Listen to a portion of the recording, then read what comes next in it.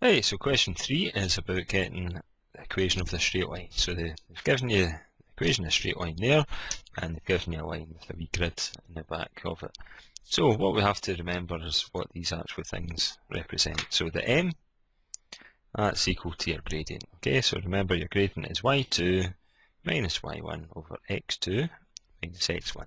So that should hopefully make you think that we need to actually have two coordinates in order to calculate the gradient.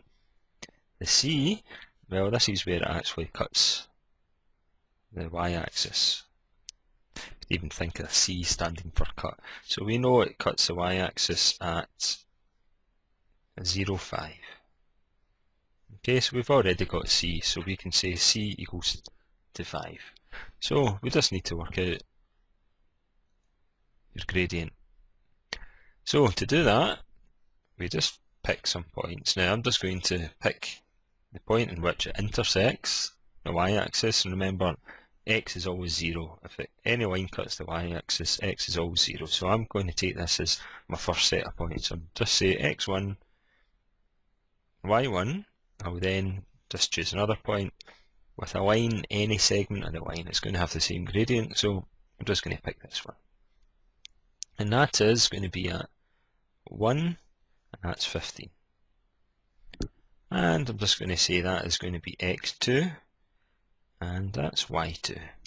So it's just a matter of actually plugging these coordinates into this. So what we've got is y2 is 15, we then subtract y1, which is 5, x2 is 1, subtract x1, which is 0, so that gives you 10 over 1, which gives you 10.